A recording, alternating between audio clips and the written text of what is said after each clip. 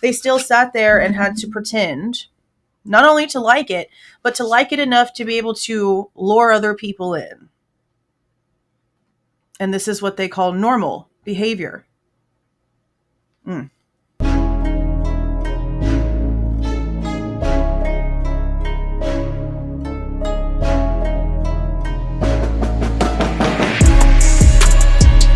Hey guys, this is Jules with True Crime Reactions. Disclaimer, everything stated in this video is my opinion and my opinion only. And just like everything else in these cases we discuss here on this channel, everything is alleged. Okay, I finished the entire portion of part 1, The Innocents, while I was cooking dinner. Took all the notes, did all the highlights. Basically, it's going to look a lot like this to whoever actually gets the book, because whenever we're done with all of the review, I'm going to be giving it away. I haven't decided how I'm going to do that just yet, but we're going to go over this. And the way that it really starts out is bid day, which we've heard a lot about when it comes to Kaylee and Maddie and their first real experience over at the U of I. This is also whenever the girls were separated for the first time since their friendship. Kaylee goes to the Alpha sorority and Maddie goes to the Pi Beta sorority. And it's actually really interesting because it says in here that the one that Kaylee got into was known for being for blondes, for homecoming queens, for the popular girls, for leader girls who like to party and to get ready to party. So that's basically the main thing that it was known for. But then the one that Maddie actually got into was known to be a respectable sorority. So it's like interesting to see what the goals are when it comes to Greek life. Not just the people here in general, but just Greek life in general. Like it was the goal to try to be that kind of person when it comes to Greek life. But you're going to see as this goes forward, it really wasn't for either one of them. Maddie and Kaylee apparently both really went against the rules and the way that Greek life really was, especially Kaylee. And bro, they say some stuff about the pandemic and the way that the sororities handled things. Bro, the university should be ashamed of themselves for so many reasons. It talks about where their careers were supposed to be going, and obviously talks about marketing for Maddie, but then says Kaylee in IT. And I know that's where she ended up going, but we have to remember what we have been told all this time. Even more recently, there was an interview where Christy even mentioned that she wasn't really quite sure what Kaylee was going to do with her degree because she had wanted to go into teaching. And then all of a sudden, she decided to go into IT. And it seemed like it was a real left type of situation. They brought a lot of attention to that in honestly more than one interview. So with it stating in here that it was just always IT, and this isn't the last time that they put it that way, it's a little confusing because of what we've already been told out of the mouths of the family. But the girls were apparently hip to the boo-boo when it comes to that, because Maddie had apparently gotten a heads up that U of I sororities like to separate girls that come in knowing each other, which is honestly a way to make someone feel alone and vulnerable, to break them out of a comfort zone. I don't really agree with that kind of tactic, but that's most likely the reason why they ended up getting separated. Now, the next chapter goes on to like 2 days after bid day, and it's talking about how Maddie, being a talented photographer, ended up getting the chore in the house in order to make the Instagram seductive so that people would want to join their sorority, which is interesting because, again, when it comes to the way that the big Alpha Greek sorority is, that's basically what they were trying to mirror. And again, this is supposed to be something that is an honor to be in, something that is like a privilege to be a part of Greek life. And all it sounds like so far is a bunch of sexy girls who go and drink a lot at parties. That's pretty much all that I'm hearing. But she does this really, really well. She's in marketing, so she's really good at, photographs and being able to edit things correctly and make things look really, really good. So she does this, and she actually seems to like doing it. But as it turns out, it seems like they purposely were not posting pictures of each other online, or at least that's the way that the book wants you to believe. They're wanting you to believe that they were playing fake it till you make it, basically playing the Greek game as long as they had to. So it wasn't until like May 25th, 2020, after COVID had already started and everyone's back home because the school shut down. That's the first time since they started school in August of 2019 that they post a picture of each other online together, because they really wanted the Greek people to think that they were separated and no longer close, is how this is reading. It goes on to talk about the Goncalveses, and honestly, the way that they sort of conduct themselves is a lot of the way that I conduct myself when it comes to the government and the pandemic and all those things. I work in a hospital setting. I saw all of the changes to the coding. I saw all of the issues. I saw all of the symptoms. We had to study everything and make sure that all of the things matched with the diagnoses. We had to validate if that code had to be the primary code or if it was a secondary code. We had to do a lot when it came to the pandemic in itself.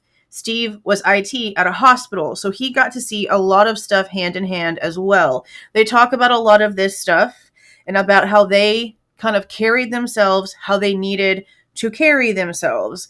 Neither here nor there when it comes to how things, ended up. But it shows that Kaylee was no stranger to going against the grain, to asking the questions, asking the tough questions, making a point to get to the facts, making a point to get to the truth. And whenever she saw that something wasn't correct, she had no problem being loud about what the problem was and trying to get some answers for what could be fixed and trying to get people's attention. Now, remember earlier I said something about the university and the pandemic. Here on page 25, it talks about how she had to pay for taking the classes even though they were on Zoom, meaning that the tuition fees didn't change even though they were no longer utilizing a campus. They were no longer utilizing the campus utilities or anything like that. None of the tuition fees actually changed.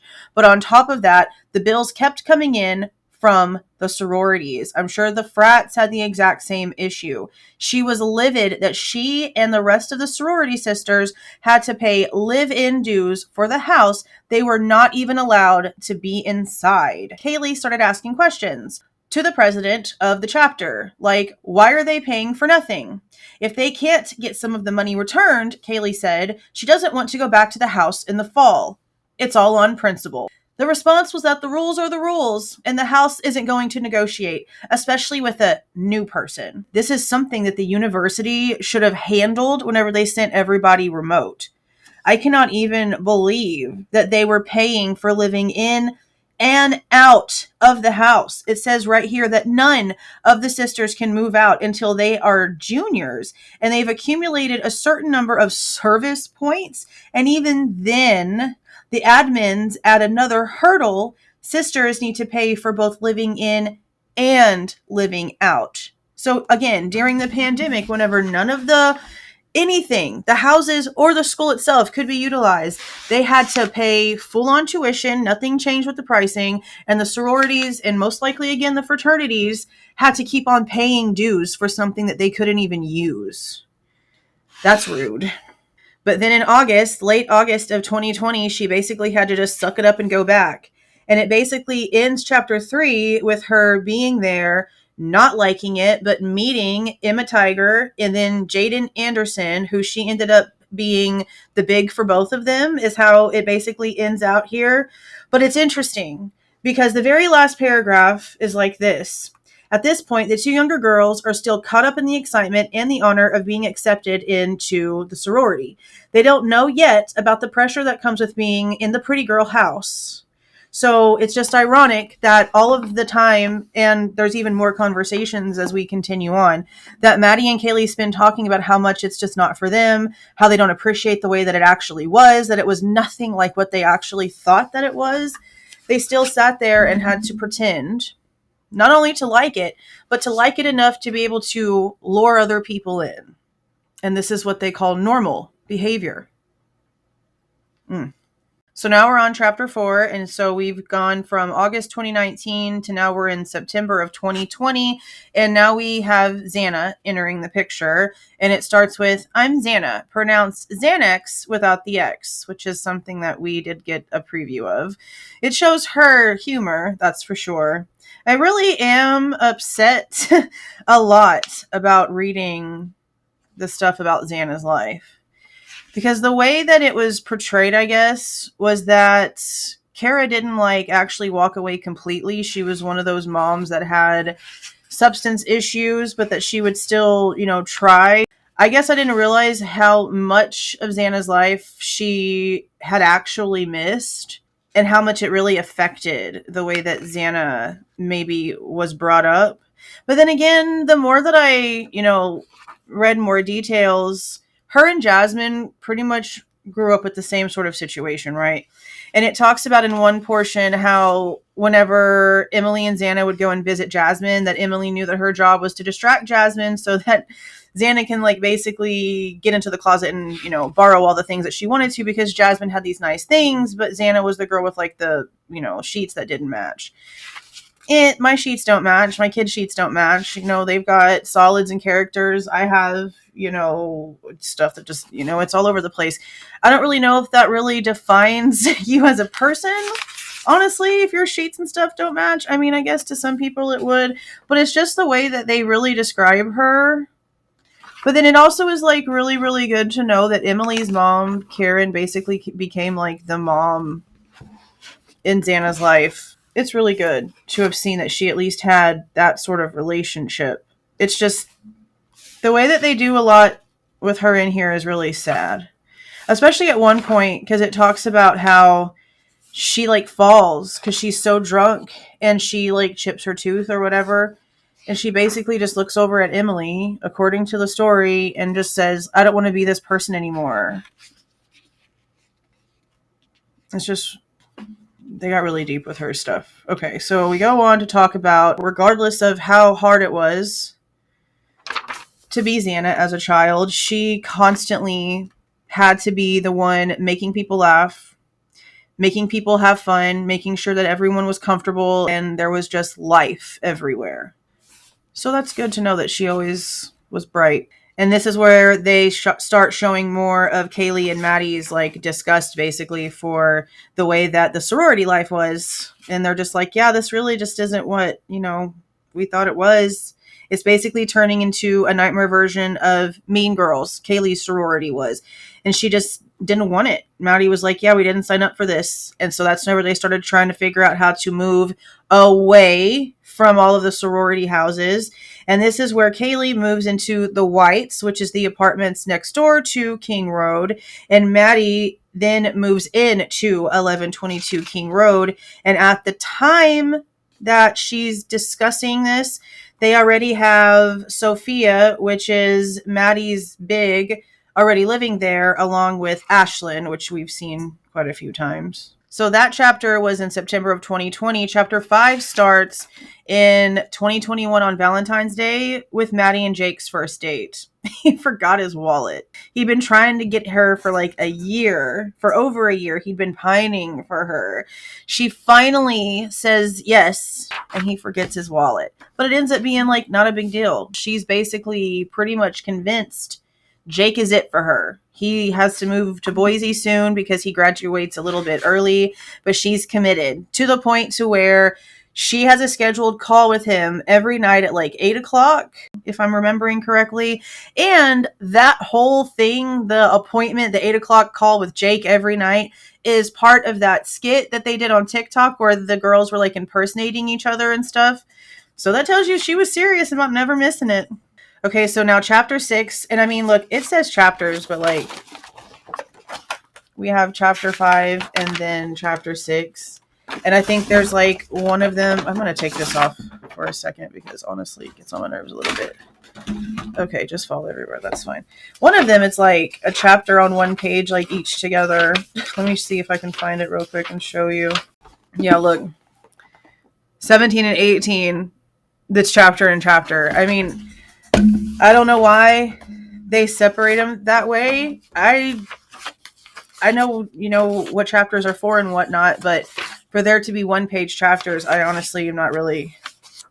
Okay, now we're chapter 6. It goes forward about 6-7 months or so because now we're in the fall of 2021.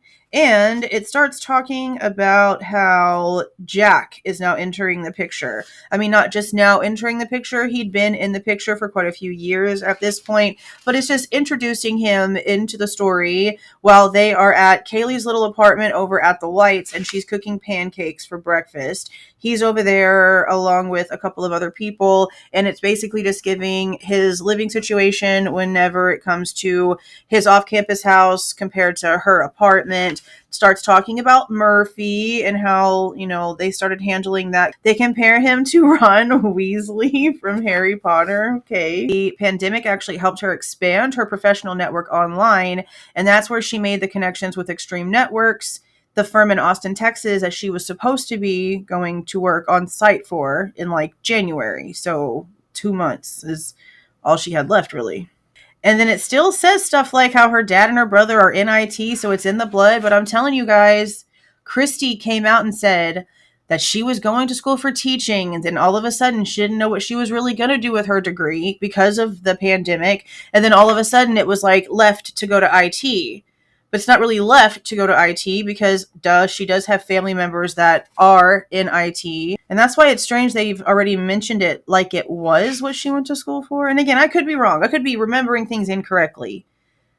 But I remember in my brain that interview where Christy said exactly what I just said she said. So I don't know. But it's making it seem like even back in the fall of 2021, during this whole pancake in her kitchen scenario, that basically Jack Decor knew then, way back then, that something was going to come that was going to separate them because she had her heart set on getting out of there. So for chapter 7, we go from fall of 2021 to specifically August of 2021.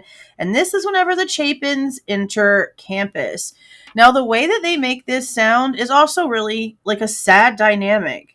Maisie basically is just going to do whatever Maisie wants to do because she's the girl, which makes complete sense. But when it comes to Hunter, he basically was just in Ethan's shadow for everything. And it was basically always just determined that whatever Ethan chose to do, Hunter was going to do it too. So he basically went along with whatever Ethan said. So Ethan, according to the way that they're writing when it comes to the decision to actually be in Sigma Chi, he knew that he had a harder decision to make than I guess most people, because he knew that his decision was going to also affect his brother, because regardless, his brother was going to follow him. So that's a sad dynamic to think about, because that's like it all throughout your life situation. And that sounds like something completely sadly normal when it comes to those kinds of relationships. But it does go on to mention that he had gotten to know Hunter Johnson way before that, and that he had actually been leaning on going to the Pi Delta Theta fraternity, which had a reputation to be a dry house, but it was also known to be the stoner gamer house. The thing is that Ethan wasn't into any of that stuff. He didn't care about that or gaming, apparently. But Hunter Johnson, apparently, he really liked Hunter Johnson. And he made a good argument for going to Delta Theta, I guess. And Ethan really liked Hunter. He apparently thought he had a unique sort of soulful charm. I don't know if he, got that quoted somewhere or where they got this kind of quote from in, this specific situation. But if it was a relationship enough to where he was thinking about not going to Sigma Chi and going to Delta Theta instead, I mean, they must have been spending some time together. Okay, so I'm starting it with the map up because chapter 8 starts on October 3rd, 2021, and is about 1118 King Road, where Xana used to live before moving to 1122. Now, as you can see, it wants to show this area, which is this house. But the way that Google has done this is that they've actually gone in and only have allowed images from 2007, again, 18 years ago, to actually show up when it comes to all of the stuff right here, okay?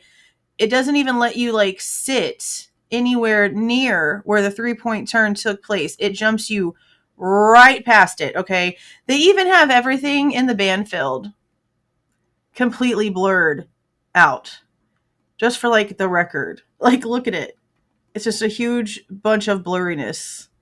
I don't know like how far it all goes or whatever, but yeah, I know I've showed you guys this before whenever I was trying to show y'all something else. Because used to, you could get like right here and look that way towards the house where the house used to be, and it was just blurry. But now they don't even let you see what it actually looks like now, which is actually not safe. Because how are like the students that want to move in here, how are they supposed to look at the area and see what it looks like and see what the buildings look like and get an actual take for what it looks like in this spot before making a big decision to move to campus if the campus isn't even accurate? Now, this one right here, once you get past that portion, it goes to October of 2021. That's still before the crime took place. What's it do up this way? Stays October 2021. Oh, look, another house is blurred. Or what is this? Just a tree is blurred? A sign is blurred? Y'all's blur stuff is going cray-cray, bro. Anyway, I just wanted to show y'all that because that's where the house was, right here, where Xana lived. They apparently, according to this book, I'll obviously have another picture from all the stuff we already have, they called this house the Shark Tank. Okay. Now, it goes on to say that this was actually the party central house. Like, once the girls all moved into 1122, that sort of became known, had its own reputation. But that the house next door, the 1118 King Road, was the actual party house. And this was while Xana was living there. And they talk about that a lot. Like I said, there's a portion in here where she sort of just realizes, I don't want to live like this anymore. And apparently lots of changes started being noticed. Even Jeff made a couple comments about it in that interview he did a long time ago in Arizona.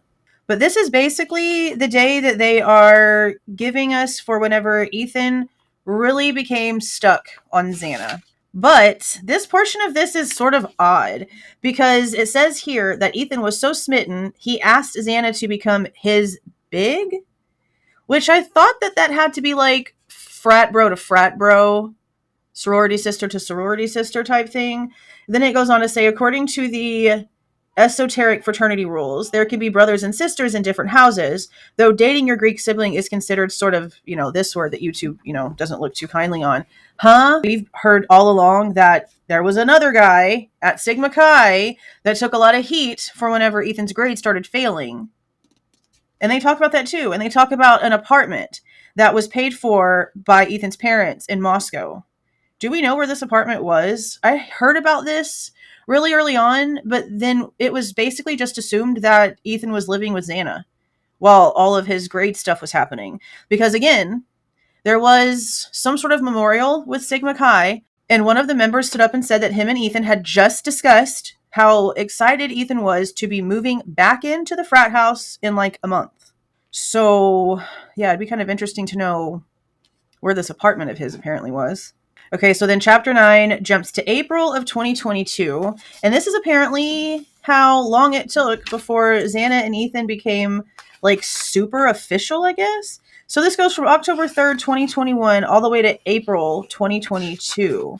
So I guess the big thing was more of like, I don't know what that was, honestly. I can't even pretend like I understand that, because whenever I was first reading through this, that's what I thought it was.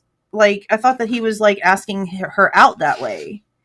But I guess it really was more of like the Greek tradition type thing, so that it took until actually April of 2022 for them to become official. And this is where we really get an idea about how much Karen really meant to Xana when it came to basically being, a surrogate mother. Because the first person that Xana called when her and Ethan became official was Karen. And it was almost midnight, and the call freaked her out. She said she had a whole like panic attack in her chest, thinking that something had gone wrong. And it was simply Xana wanting to tell her Mom Karen, about Ethan.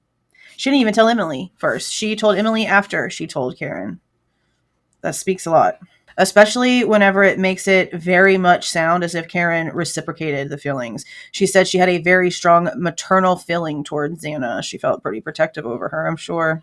It says that basically the first Christmas break at the college, Xana didn't have anywhere to go. She didn't want to go back to Jeff's because she didn't really know his new girlfriend that much. And she didn't like being in her room that was in the basement of her dad's house. So that's never Emily invited her home with her to Boise. And they, basically been inseparable ever since. Okay, so that was April of 2022. Now we're jumping to the summertime of 2022. So June-ish, July-ish, I guess. We're on chapter 10. And this is where they're talking about Ethan and the Chapens and everybody being over at Priest Lake.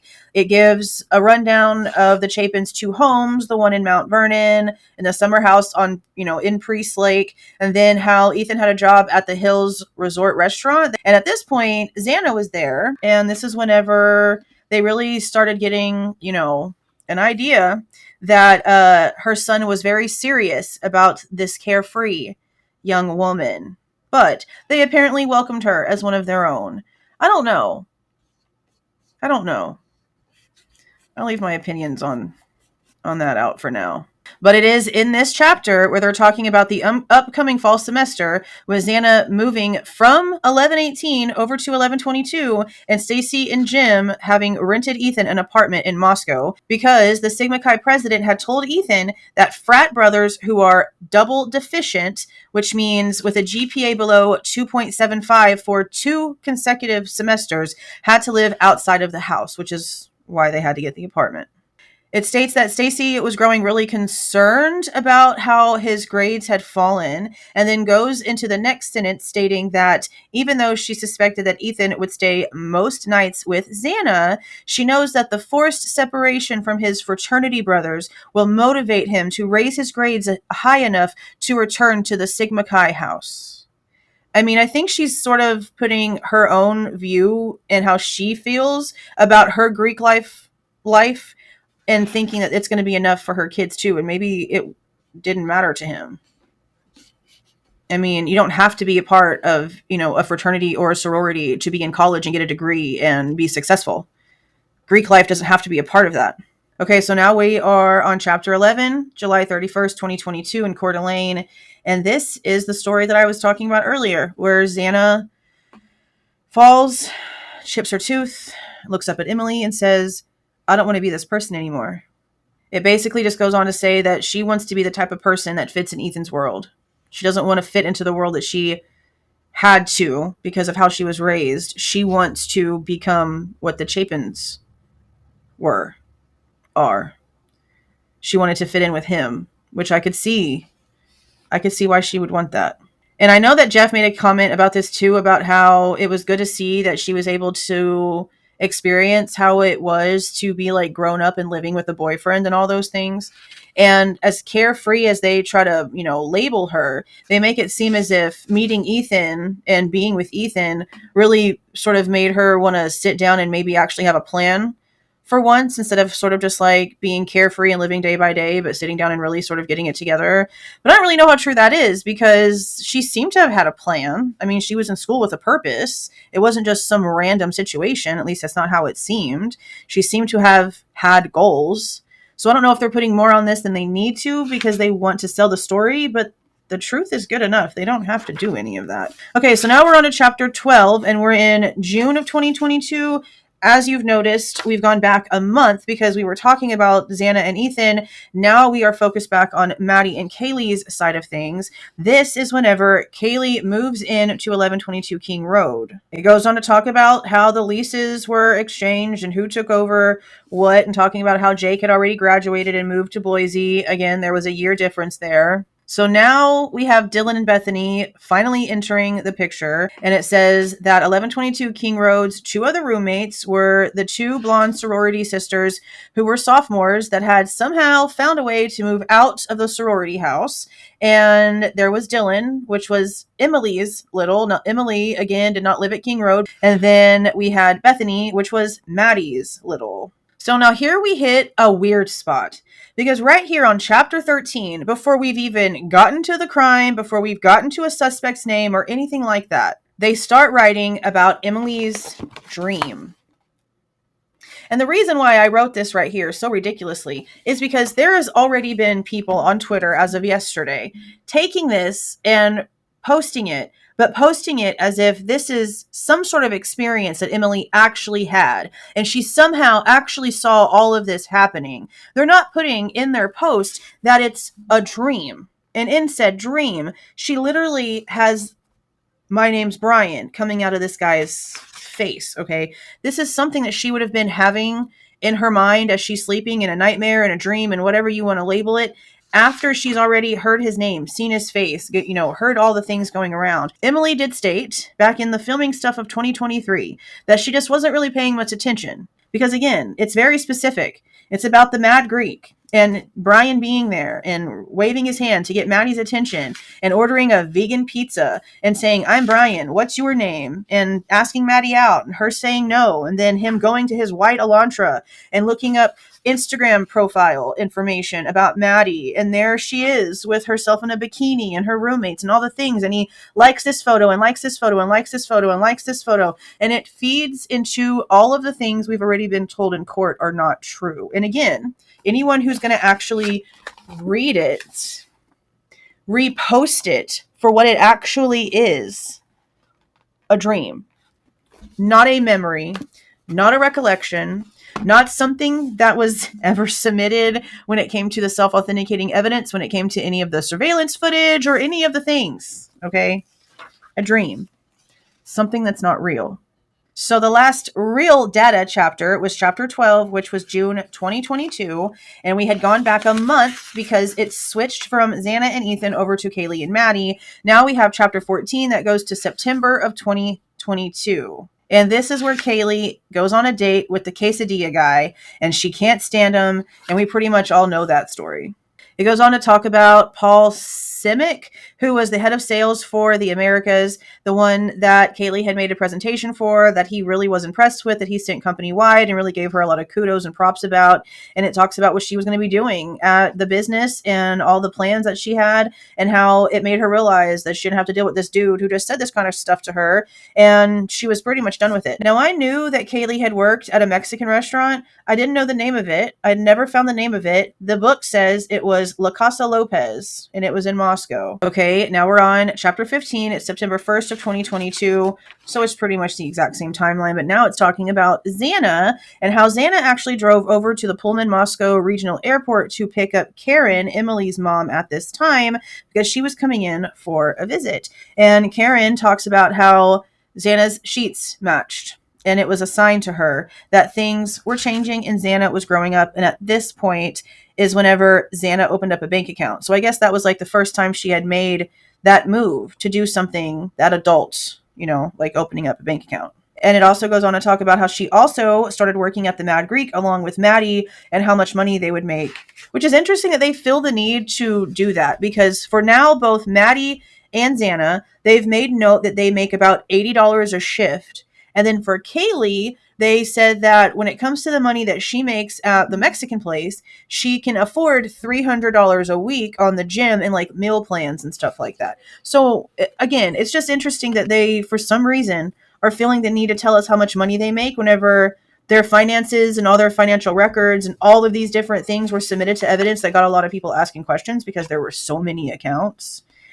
Yeah, just interesting. But the rest of chapter 15 is Karen just retelling a memory of going over to Emily's house, her being in her pajamas, Karen herself being in her pajamas, and watching Ethan and Xana just be themselves. And that's basically just whenever Karen knew that she was, in good company. So chapter 16 starts on October 27th of 2022, and it's basically whenever the roommates all get together to have a rare dinner at home, and they decide to do that skit where they all pretend to be each other, and it gives a pretty detailed rundown, but I'm not going to read the whole thing. We've pretty much all watched it, and it's a lot of detail. But it was Maddie pretending to be Kaylee, and then Xana pretended to be Dylan, Kaylee pretended to be Xana, then Bethany pretended to be Maddie, Josie stood in for Dylan, pretending to be Bethany, Xana then pretended to be Dylan, Bethany then pretended to be Kaylee, Maddie pretended to be Xana, and then Dylan pretended to be Xana. And it says they took several takes before choosing, all the right pieces that, ended up being put together and posted. Chapter 17 jumps to November 5th of 2022. This is a week after the triplets, that's right, the triplets, not the twins, the triplets turned 20, and Jim and Stacy Chapin are buying them mimosas for breakfast. And then on the way out of town, this is a story that they've told several times about how their job is done and they give each other high fives. Now, Friday, November 11th, 2022. I'm going to end it here because this is already really, really long. And what's about to start is the timeline. Like the timeline. Up until, when did they stop it? Right here. They stop it at Hunter sitting in the living room alone with a knife in his hand while everyone else is sitting outside waiting for the police. And then part 2, Inception, starts. So I'm going to end this here because whenever the next video starts, it's going to kick off with something that we've all heard and it's not being mentioned. As a matter of fact, it's being given to us in a way that makes no sense. You're going to see whenever the next video comes out. So yeah, the next one's going to be really interesting. A lot of details. I'm going to pull up a lot of the documents when it comes to the text messages, the timelines, the things that we actually have true court facts for. I'm going to have them pulled up on the screen as we're going over the exact timeline that they have in this book to see just how accurate or not it actually is. So let me know what you guys are thinking so far down in the comments, and also let me know, are you listening along with me, or have you read this book yourself and you're just here to see what my opinion is? Super curious, so please let me know about that portion of it down in the comments. If you like the way that I present this information and give my opinion, please don't forget to leave a like on the way out, subscribe to the channel if you have not subscribed already, and please don't forget to make sure that that notification bell is set to all so you don't miss any of my rants, reviews, reactions, updates, or deep dives. See y'all.